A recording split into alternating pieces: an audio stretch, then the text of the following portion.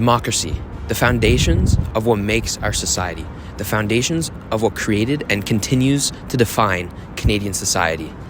Democracy is a type of government in which the people control the administration and determination of their own government.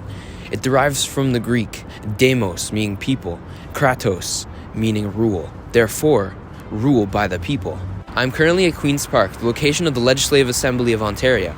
Its leader, Doug Ford, and his Conservative Party have been the center of several controversies in their time at Queen's Park, with the most of this controversy coming from those online who are sharing their opinions, who are especially within the younger diaspora. However, during the 2022 provincial elections, only 43% of eligible voters showed up on voting day.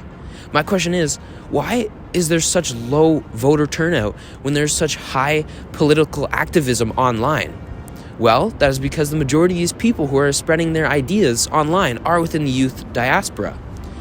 This all relates back to the current issue of the youth voter apathy crisis, which is making its way all across Canada. The youth voter apathy crisis is an issue that went unnoticed for many decades. Since the 1950s, the youth voting percentage has been on a steady decline and was not truly realized until the 90s, 2000s, and present day. According to the Ontario Undergraduate Student Alliance, 40% of Canadian youth electors aged 18 to 25 feel disconnected from modern-day Canadian politics. This then presents itself during elections where only 53.9% of eligible voters aged 18 to 24 voted, with a massive total of over 1 million eligible youth electors not voting. This is a huge problem as it results in elected officials only being representative of the older generations that actually went out and vote. And these officials then only concern themselves with the problem of these older voters. Subsequently, the problems that afflict younger voters go largely unnoticed and only appear on social media where these same youth voters tend to express their sentiments about current politics. These same young people choose not to vote because they believe that their single vote would not count towards the larger picture, or that even if their desired candidate won, all they would have is a seat at a broken table. While some people may think that this number of youth electors, or even the vote of one singular youth elector, does not affect Canadian politics as a whole, this notion is completely absurd. Just over 1 million electors works out to around 3,000 people per riding, which is more than enough to actually make change, something that many youth electors feel that their vote will not achieve. This must be changed so that our country can function better as a democracy and begin to solve the issue that not only represents a certain voter age, but all ages and all voters. This political crisis affects even small municipalities such as Clarington, if not more severely than provincial or federal elections. During the 2018 municipal election, for example, the voter turnout percentage between voters who are 18 and 35 years old remained around 1 to 2% with minimal outliers. It then began to increase around 45, between 3 and 15% until around 97. When compared to the federal youth voter turnout percentage of 53.9%, which in itself is very alarming, the youth voter turnout in Clarington is completely unacceptable. In addition, the youth voter apathy crisis is not a new issue. Young voters in the 60s were voting at an all-time high, a sentiment that remained until their old age. And these electors are now voting much higher than the youth are in current elections. However, from 1979 to 2008, the voter turnout percentage fell from 79% to 59%. This was reflected mostly within youth voter trends, which sat around 75% during the 60s and 70s, but fell drastically to around 45 to 50% during the 2010s. This data reveals the flaw in our current democratic system.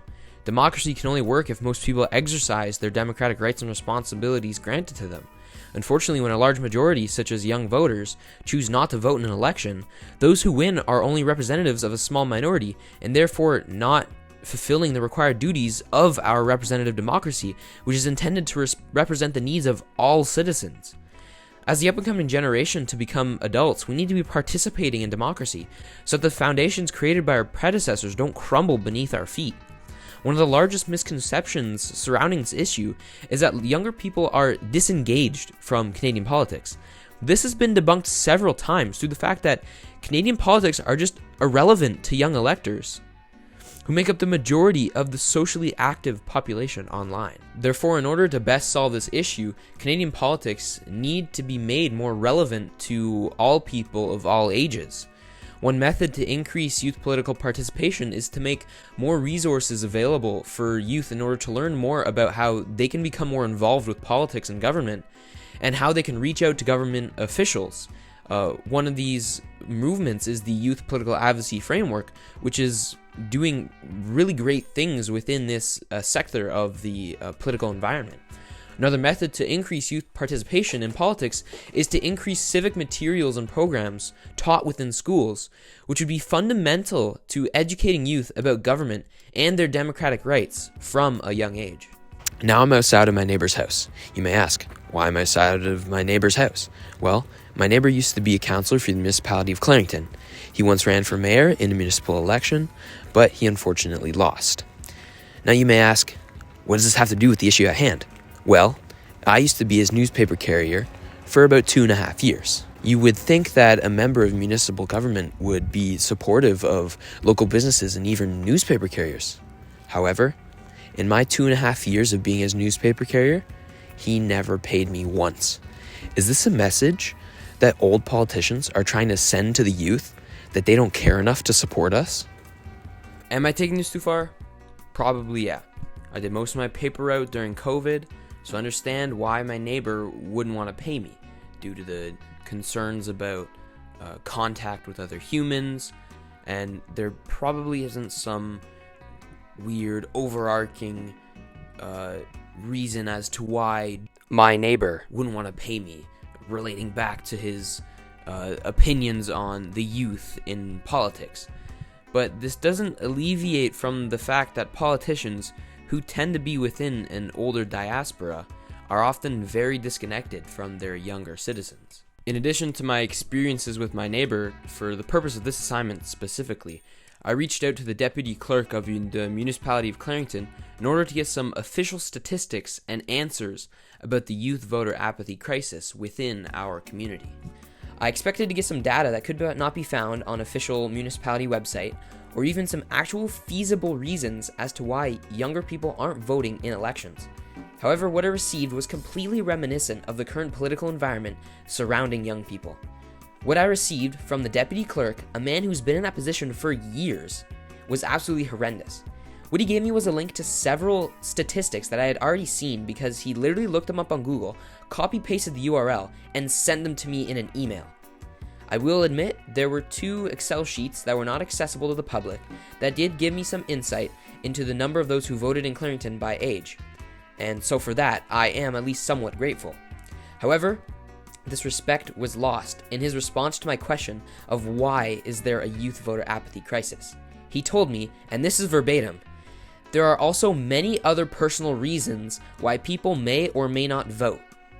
I mean, yeah, I guess you're right. But if the youth voter apathy crisis was truly viewed as an immediate problem for those currently in power, then more research would have been done into those personal reasons. He also said that the municipality of Clarington has announced a plan in order to reach these younger audiences that are not statistically voting as much as the older audiences by advertising online and in public places. But let me ask you this. During the fall of 2022, when they had the municipal elections again, did you, watching, if you are within the younger age range that they are talking about, did you see any ads? And even if you're not eligible to vote in last year's election, did it even entice you to vote if you did see any? I'm gonna guess not, because it didn't for me, because this plan doesn't work. From the 2018 to the 2020 municipal elections, there was no increase in youth voting. In fact, the percentage of voters went down, albeit by a tiny margin from 28.57% to 28%. Regardless, that is an incredibly tiny number when compared to the population of Clarington that should be voting in these elections and should be voting for the people who run our municipality and our day-to-day lives, who can essentially control all aspects of our day-to-day lives. So why do our politicians think that this plan will work, even when data and statistics show that it doesn't? Well, it's because they're out of touch with the youth. They're out of touch with us. In order to fix this, those who do intend on being politically active when we are eligible for exercising such democratic rights, such as myself, we need to promote democratic rights and responsibilities to others within our age group, and how we can use them to better our own democracy as a whole. The data shows that we can't count on the current politicians to increase political fervor among younger generations. Therefore, the responsibility falls on all of us to fix the mistakes that they have made. Ultimately, my ideal and realistic outcome for my campaign for change would be that Canadian youth become more aware and knowledgeable about their democratic rights and how they can be exercised when they become eligible. In addition, an ideal outcome would be to increase the number of youth voters so that our government can be truly representative.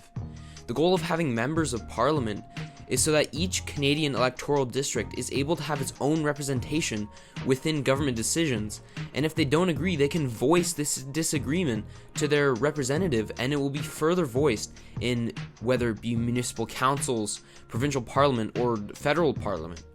If a representative is voted in by a small number of total voters, then they are therefore not a true representation of a population of an electoral district.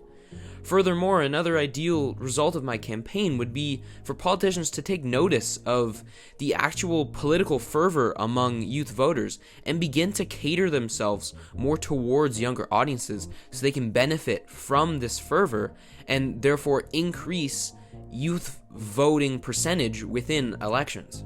A current problem within the Canadian political environment is that during election periods, candidates for elected officials understand that the people who are most worth it to present themselves to are older voters because they tend to vote more than younger voters.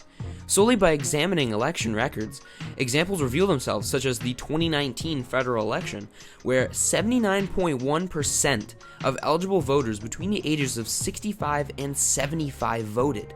The candidates know this, and they take advantage of that.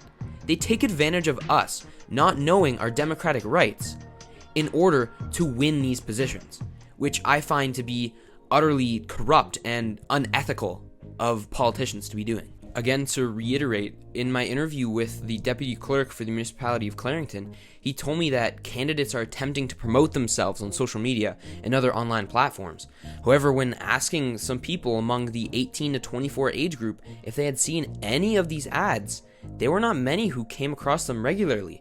This is an issue that contributes to the apathy crisis, and therefore it would be ideal for representatives to recognize their failure to appeal to younger voters. Now, I just wanted to end this video by just announcing my massive support of democracy and everything that comes with it. I mean, equality, equity, fair treatment of all, including future young voters like myself. I mean, I have a framed copy of the Canadian Charter of Rights and Freedoms in my room. Come on. I don't think there's anyone as supportive of democracy as I am. This issue, while it doesn't seem to be big at this current point in time, it has the capabilities of becoming a much larger threat for our democracy and for the free will that is provided through our democracy. I'm afraid that if this issue continues to go unnoticed, and those who cry for help are continually shut down or ignored, the country in which we live in currently and the rights that allow us to live great lives will cease to exist. Maybe not in our lifetimes, maybe not in the next generation's lifetime either. But I guarantee that the youth voter apathy crisis is only the tip of a much larger iceberg that causes the destruction of the concept of democracy as we know it. I hope you, specifically watching this video, have learned something from this, whether it be your own democratic rights, how one person's vote can impact the trajectory of an entire country's political system. This is my ultimate goal. If I can change one person's mind about their own democratic rights and responsibilities, then I will have completed my desired change for society. Thank you for watching.